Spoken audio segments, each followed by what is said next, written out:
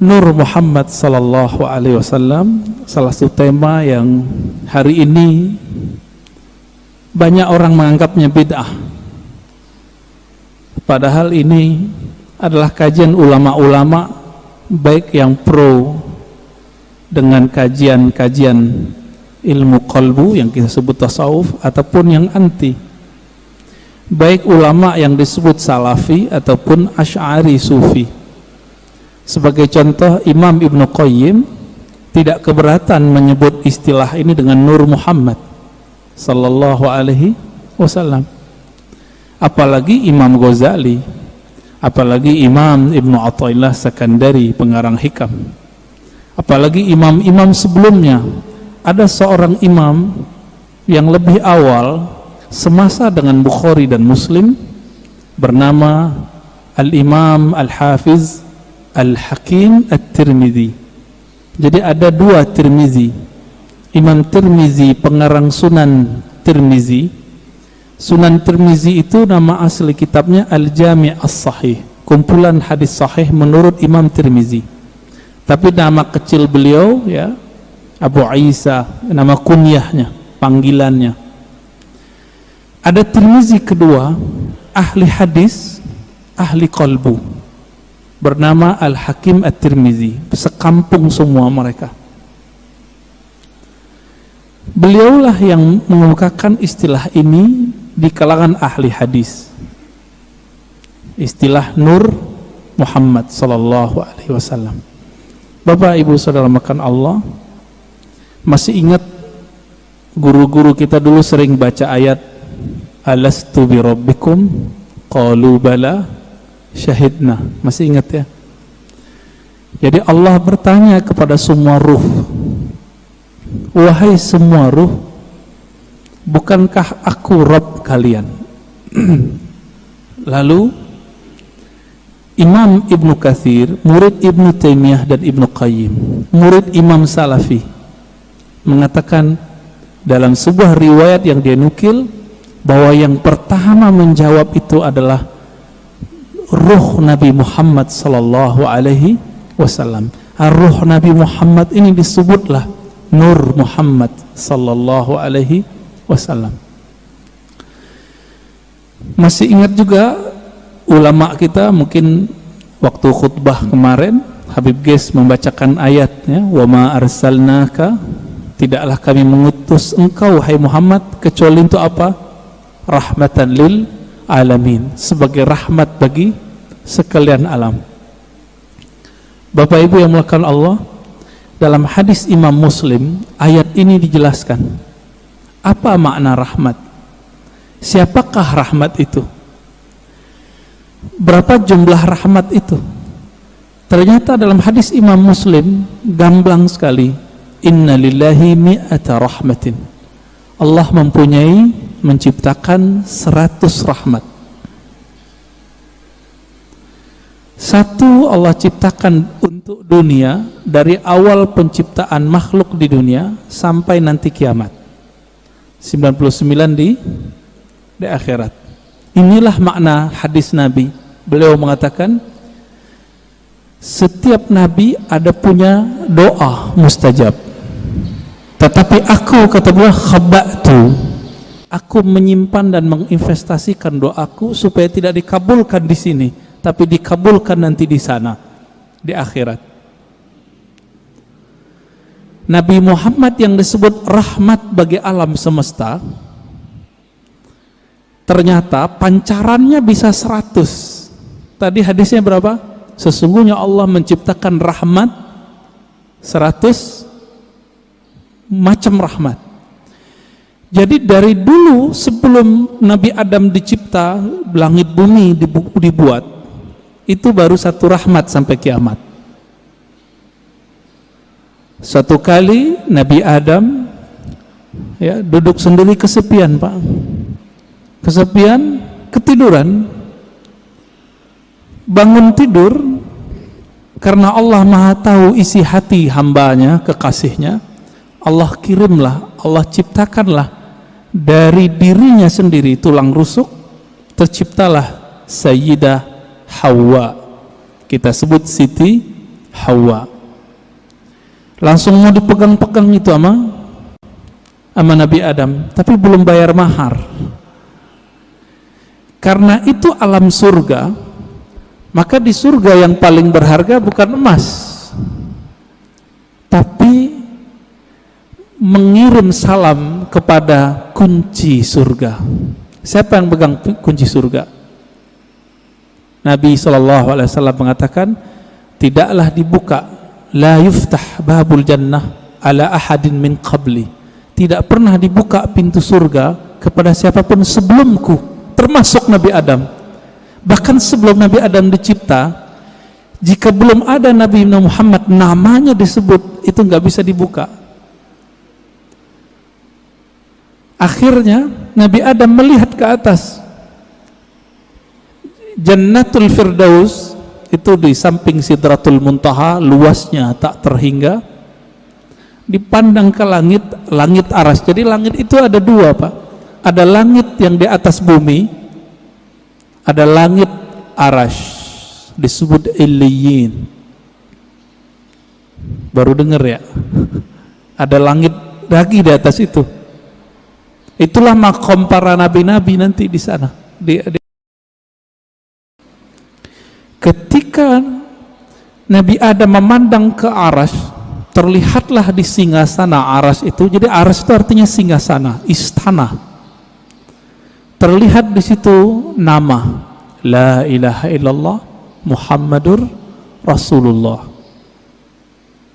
Maka Nabi Adam ketika ditanya oleh Allah, mana maharmu wahai Adam? Beliau bersalawat kepada yang ada namanya, Allahumma salli ala Muhammad, atau di riwayat lain sallallahu ala Ahmad.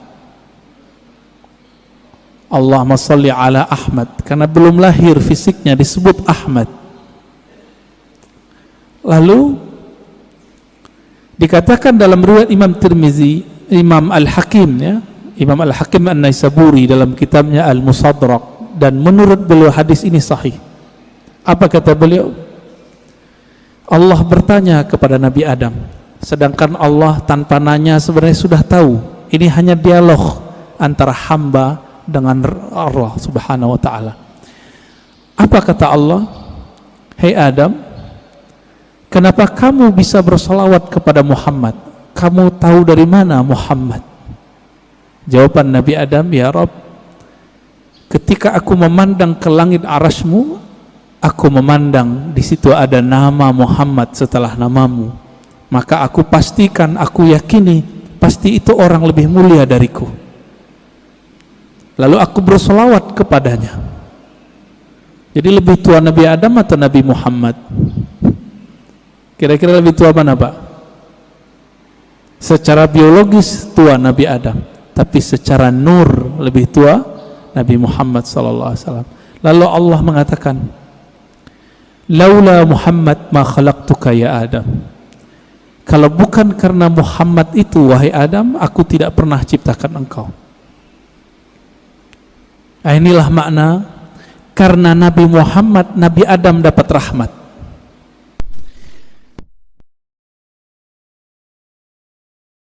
Kalau bukanlah karena sholawat beliau kepada Nabi Muhammad, itu tidak sah pernikahannya, dan beliau tidak dibolehkan menyentuh Sayyidatuna Hawa. Tidak ada kita hari ini. Jadi faham kenapa kita harus salawat, Bapak Ibu? Kalau kita faham ini, nggak mungkin salawat dikit, pasti salawatnya banyak. Berapa Pak salawatnya tiap hari, Pak? 5 kali gitu ya, 5 waktu. Nah itu mah pelit itu. Orang-orang yang nanti paling gampang mengakses rahmatnya Nabi Muhammad SAW, itu orang yang paling banyak berselawat kepada Nabi SAW. Ya. Jadi Nabi mengatakan, orang yang paling dekat kepadaku, aksarukum salatan alayya, yang paling banyak menyampaikan salam dan salawat kepadaku. Itu sebabnya ulama kita, guru-guru kita yang saleh, wali-wali Allah mulia, itu kalau salat tiap hari ada yang 313 minimal. Sallallahu ala Muhammad, sallallahu ala Muhammad. ada yang 500, ada yang 700, ada yang 1000. Itu bukan pembatasan. Ini mereka mendisiplinkan dirinya sendiri, minimal aku zikir sekian. Ada yang berzikir 10.000, membaca salawat setiap hari. Ada yang setiap nafas naik turunnya adalah salawat kepada Nabi sallallahu alaihi wasallam. Pantas nggak? Justru lebih pantas, lebih banyak dari itu. Kenapa? Darah ini mengalir itu karena ada salawat kepada Nabi Muhammad sallallahu alaihi wasallam. Bahkan kita mundur lagi. Satu kali Nabi sallallahu alaihi wasallam menyebutkan dalam hadis Imam Al-Hakim At-Tirmizi, ketika orang menganggap Adamlah orang pertama, maka Nabi tegur orang-orang itu dengan hadis yang diringkas oleh Imam Al-Hakim At-Tirmizi dan Imam Al-Hakim, kemudian juga Imam Abu Nuaim dan lain-lain ya. Yang riwayat ini kita pakai riwayat Al-Hakim An-Naisaburi, bukan At-Tirmizi. Apa kata beliau? Nabi SAW bersabda, kuntu nabiyyan wa Adam baina ma'in wa tin. Aku telah diangkat menjadi nabi, sedangkan Adam belum tercipta, masih tanah dan air. Bisa kebayang Pak? Berarti Nabi Muhammad SAW sudah jadi nabi, alam semesta belum dicipta. Beliaulah alam pertama yang dicipta. Oleh karena itu dalam kalam-kalam ilhami yang didapat oleh ulama-ulama kita, ada dialog Allah Subhanahu wa taala dengan dirinya. Beberapa ulama mengatakan ini hadis. Saya teliti, ini bukan hadis yang bersambung. Ini hanya kalam-kalam ilhami. Apa kata Allah Ta'ala? Kuntu kanzan makhfiyan. Aku adalah perbendaharaan yang tersembunyi, yang disebut dalam hadis Bukhari, kanallahu wala syai'a ma'ah.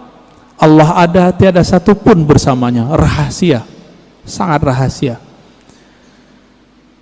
Lalu Allah mengatakan, fa ahbabtu an u'rafa. Lalu aku ingin dikenal, aku cinta dikenal. Jadi yang boleh narsis itu cuma Allah. Yang boleh suka popularitas itu cuma Allah. Karena Allah punya rahasia, disebut kanz, kanzan makhfiyan. Aku ingin dikenal, fa khalaqtul khalqa. Aku ciptakanlah makhluk. Siapa makhluk pertama? Allah ciptakanlah apa yang kita sebut dengan tiupan pertamanya. Allah meniup.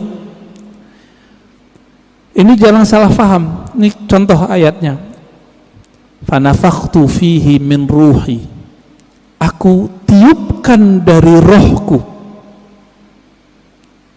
Allah menyebut zatnya, rohnya. Maka Allah menamakan zatnya dengan roh, ruh.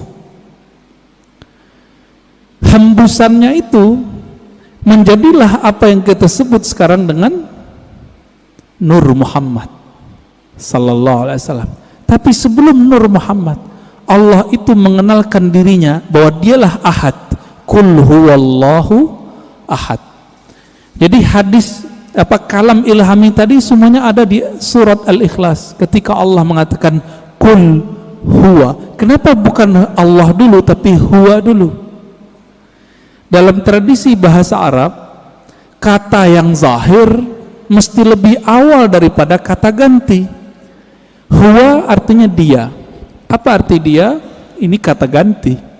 Allah nama yang zahir. Oleh karena itu Imam Abdul Qahir Al-Baghdadi, Imam Ahlus Sunnah mengatakan, kalau ayat ini dimulai dari huwa, bukan Allah, seperti ayat kursi Allahu la ilaha illa hu, berarti huwa itu bukan nama ganti. Huwa itu adalah nama asli Allah Subhanahu wa ta'ala. Disebut nama zahir juga Pak, nama yang nyata. Huwa itu bahasa Arab artinya dia. Bapak kalau sebut dia dalam bahasa kita, maknanya mirip dalam bahasa Arab. Saya bilang dia, orangnya tampak nggak oleh mata? Ya. Tadi saya ngobrol sama beliau nih. Kita cerita tentang Habib Qais, beliau khutbah. Kelihatan nggak sekarang orangnya? Enggak. Berarti tidak terlihat oleh fisik. Maksud dari kata dia, Allah itu tidak bisa dicapai oleh pandangan fisik, pendengaran fisik, semua yang berkaitan dengan indrawi. Itulah makna huwa. Oleh karena itu ulama kita yang ahli qalbu sepakat huwa nama Allah. Jadi jangan heran nanti ketemu kiai-kiai Betawi lama, kiai-kiai Banten, kiai-kiai Jawa lama, kiai-kiai Sumatera, mereka berzikir hu Allah. Ya, hu itu surat Al-Ikhlas itu, Pak. Bukan bid'ah, diambil ayat itu huwallah. Bid'ah enggak tuh? Ngambil dari surah Al-Ikhlas kok. Ya, kalau ada sahabat kita yang mengatakan bid'ah, mungkin pensyarahan ini belum sampai kepada beliau. Kitab-kitab mengenai ini banyak. Al-Ibda, ya, fi Madaril Ibtida, itu menjelaskan perdebatan ulama tentang zikir hu boleh atau tidak. Setelah dibid'ahkan oleh Ibnu Taimiyah, dibalas oleh yang lebih senior oleh Ibnu Taimiyah, namanya Ibnu Athaillah Sekandari. Finalnya itu boleh, bahkan disyariatkan, masyru', begitu bahasa Arabnya. Jadi jangan terjebak di situ. Huwa itulah yang disebut kanzan makhfiyan, perbendaharaan yang tersembunyi. Coba lihat Bapak Saudara makan Allah. Allah itu dalam surat Taha berkata kepada Sayyidina Musa, "Hei Musa, innani anallah." Masih ingat? Ayat 14. Surat 20 ayat 14. Innani anallah. Sesungguhnya akulah Allah.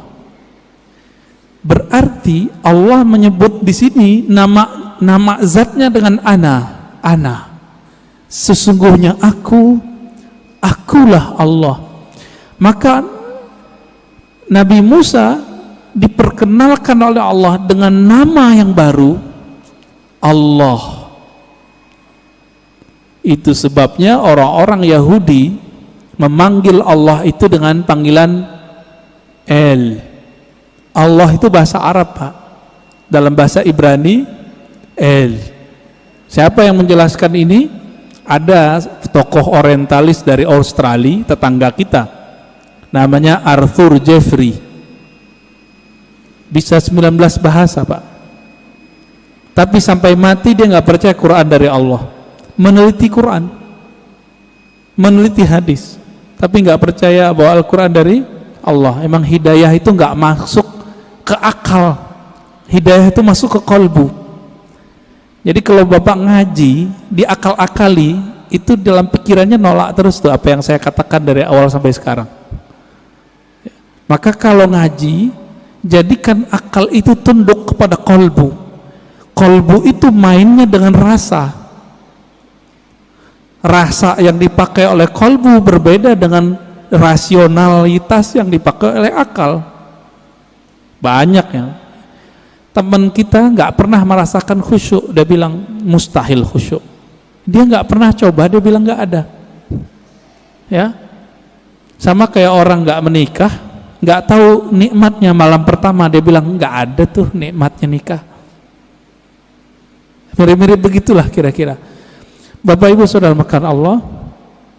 Jadi ketika disebut huwa Allah, huwa itu adalah perbendaharaan yang tersembunyi. Lalu Allah mengenalkan dirinya menjadi Allah. Proses dari huwa ke Allah ini panjang.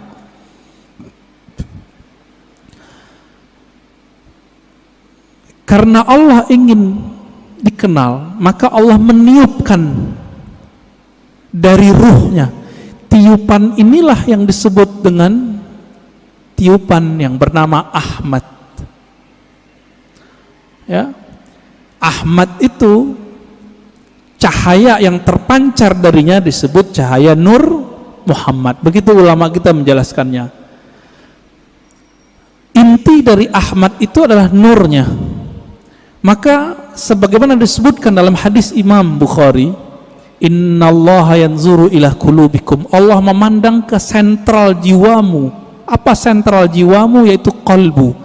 Qalbunya Ahmad adalah Nur Muhammad, maka Allah pandanglah nur itu. Pernah enggak Bapak Ibu saramakan Allah, waktu dulu kita sekolah, kita dipelototin oleh guru kita? Keringetan enggak? Keringetan ya? Atau kita baru jatuh cinta dengan seseorang, terus kita dipelototin nama dia, beradu mata, keringat dingin Pak. Yang pernah jatuh cinta, ya, mau jatuh cinta lagi nggak Pak? Ya, jatuh cinta tuh enak tapi capek, ya, capek di jantung itu, deg-degan terus, ya. Tapi enak Pak ya, kayaknya mau coba lagi nih. Berkeringat. Maka di saat Allah Subhanahu Wa Taala, sang pemilik ruh, sang peniup, memandang kepada hasil tiupannya yang bernama nur itu, berkeringatlah nur itu, meneteslah dari nur itu yang disebut 124.000 tetesan. Itulah rahasianya, filosofinya, hikmahnya, kenapa jumlah para nabi dan rasul 124.000. Hadis Imam Al-Hakim juga itu. Kok bisa 124.000? Ya ini dalilnya, dalil rohaninya, dalil zawq qalbiyahnya. Yang Allah pandang apa? Nur Muhammad sallallahu alaihi wasallam. Yang itu yang Nabi Muhammad sallallahu alaihi wasallam mengatakan, kuntu nabiyan, aku sudah diangkat jadi nabi, sudah dipandang oleh Allah. Itulah kenabian beliau. Inilah yang dikatakan beliau, aku sudah jadi nabi sebelum Nabi Adam. Inilah kata-kata dari Allah SWT, tidaklah aku utus engkau Muhammad kecuali rahmat untuk sekalian alam. Alam pertama itulah bernama alam, ya, tetesan itu, alam nur itu. Dan kabar gembiranya Bapak Ibu yang melakukan Allah, saudara, semoga kita termasuk bagian ini ya. 124.000 itu kan semua semua nabi dan rasul. Karena Nabi Muhammad mengatakan la nabiyya ba'di, tiada nabi lagi setelahku. 124.000 itu masih ada enggak? Masih. Tapi pangkatnya sekarang bukan seorang nabi. Pangkatnya adalah seorang wali. Ala inna awliya Allah la khaufun alaihim wala hum yahzanun. Tapi kalbunya itu warisan dari kalbunya para nabi. Inilah makna hadis al ulama warasatul anbiya. Ulama itu mewarisi nabi. Saya mau tanya Pak, kalau saya sebut kepada anak saya, kamu pewarisku, dia berarti keluarga saya enggak? Dia lahir dari tulang sumsum saya yang dititipkan Allah ke rahim pasangan kita. Lahirlah anak itu, secara biologis dia berhak menerima waris biologis, waris fisik.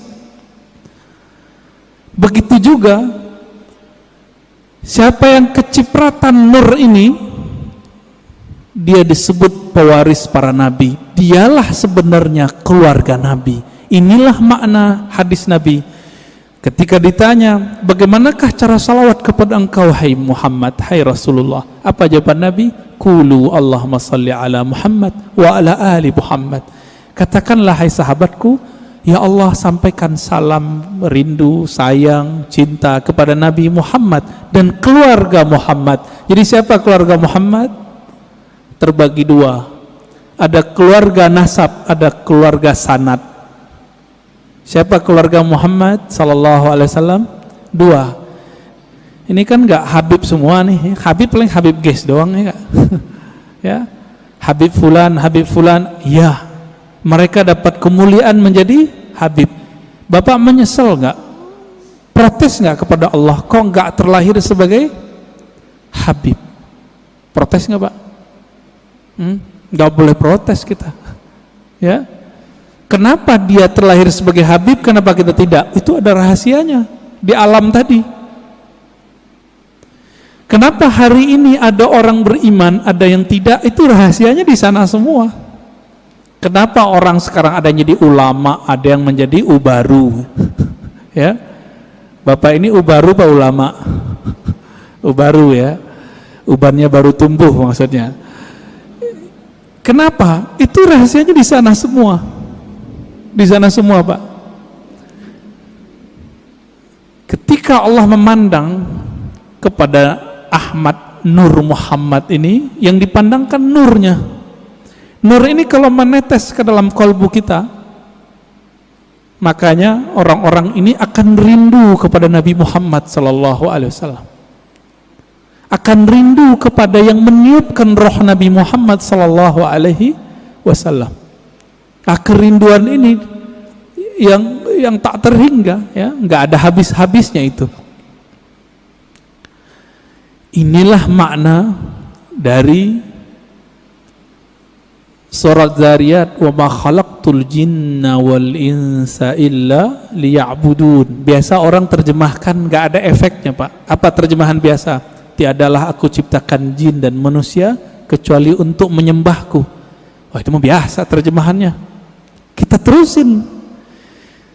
Menyembah itu artinya menjadikan diri kita budaknya, menjadikan diri kita manut kepadanya. Bapak, maukah mengikuti seseorang yang kita nggak kenal dia? Mau nggak? Mau nggak? Nggak mau.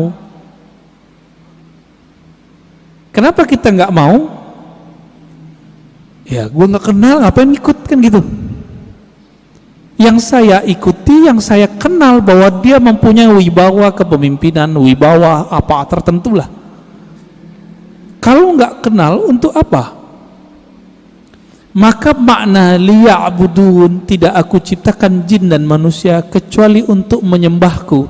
Ibnu Abbas, ini saya sering sampaikan, mengatakan ya'budun artinya mengenal aku. Tidaklah aku ciptakan engkau jin dan manusia kecuali untuk mengenal aku.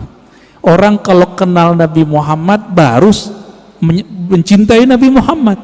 Orang kalau kenal Rabbu Muhammad, pencipta Nabi Muhammad, baru menyembah Allah Subhanahu wa ta'ala. Kita karena memandang kekasih kita, pasangan kita, kita jatuh cinta kepadanya, lalu kita siap bersamanya. Kita siap menghabiskan apa yang kita punya untuknya. Ini nggak kenal Allah, pantas susah tahajud. Nggak kenal Allah, pantas susah baca Quran.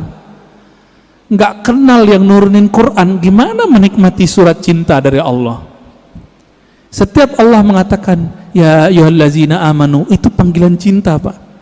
Hei orang-orang yang percaya kepadaku. Itu panggilan cinta itu. Ini tanya nih bapak-bapak yang dulu belum ketemu handphone, jatuh cinta dulu, kirim surat sama kekasih. Gimana Pak? Surat, baca suratnya gemetar nggak? Gemetar. Ibu-ibu tanya di belakang, dapat surat cinta pertama bisa nangis loh. Disimpan rapi-rapi di lemari. Kalau supaya nggak ketahuan sama orang tua, disimpan ya di bagian tertentu. Nggak bisa juga, kata ustadz kita, disimpan di hati ustadz. Ya, begitu. Kalau kita bisa menghargai surat cinta dari kekasih fisik, kekasih biologis, sedemikian rupa, kenapa tidak bisa menghargai surat cinta ini melebihi itu? Ini kan aneh. Berarti nggak kenal kepada yang mengirim surat cinta. Karena tidak kenal, apa yang terjadi? Kita meremehkan surat itu. Bapak Ibu Saudara makan Allah, Ini baru sekelumit kita cerita tentang Nur Muhammad sallallahu alaihi wasallam. Nah, Bapak itu dapat tuh pancarannya, makanya bisa sholat subuh di sini. Mau bangun, dapat kepercik Pak. Cuma kepercik bagian keberapa saya nggak tahu. Itu yang ahli Nabi Muhammad dan pewaris Nabi Muhammad yang paling utuh, yang disebut Al-Imam Al-Mahdi. Hanya beliau berdua lah yang mengerti. Ini nih kita pancaran keberapa ini? Kalau emang ada, kalau enggak zombie Pak. Zombie, Bapak tahu zombie? Nah, ini yang disebut khawarij di zaman Rasulullah. Dia sholat sama kita tapi ganasnya bukan main, ya. Beda sama dia kafir, ya. Beda dengan amalannya musyrik. Berpakaian agama tapi Nabi mengatakan Al-Quran yang dia baca tidak tembus sampai ke dadanya. Nggak dapat nur deh, nggak dapat nur. Maka dulu guru kita mengatakan orang-orang yang nggak dapat nur ini la naura fi wajhi, di wajahnya tidak ada ketenangan. Maka inilah, ini penutup untuk pengantar dari Nur Muhammad sallallahu alaihi wasallam. Nabi berdoa dalam hadis Imam Muslim, itu dibaca ketika mau berangkat dari masjid, dari rumah ke masjid, atau dibaca saat sujud salat sunat. Allahumma ja'al fi qalbi nura, ya Allah, tumpahkanlah nurmu ke dalam kalbuku, wa fi sam'i nura, ke dalam pandanganku, wa fi pendengaranku, ya, basari, pandanganku, dagingku, tulangku, darahku, di depanku, di belakangku, kanan kiriku, atasku dan bawahku. Artinya kelilingilah kami dengan nur. Amalkan itu Pak, nggak usah pakai bahasa Arab. Kalau hafal bahasa Arab, alhamdulillah. Ketika berangkat dari rumah ke masjid, mau pakai motor, mau jalan kaki, lebih afdol kalau masih di komplek ini jalan kaki. Karena setiap langkah itu bumi ngomong. Cuma Bapak kan nggak dengar. Kalau Bapak dengar nggak jadi berangkat ke masjid, dikira hantu. Apa kata si bumi? Si tanah ini mengatakan ke tanah di sampingnya, saksikan wahai tanah di sampingku, aku sedang diinjak oleh orang punya nur. Dan ini dikatakan dalam banyak hadis Nabi SAW, aku diinjak oleh orang yang berzikir kepada Allah, yang ingin berangkat ke masjid-masjid Allah Subhanahu wa ta'ala. Beruntunglah rumah yang dijadikan masjid Allah, beruntunglah tanah-tanah yang diinjak oleh orang-orang yang menjadi hamba Allah. Mari kenal Allah, karena itulah inti pewaris dari Nur Muhammad sallallahu alaihi wasallam.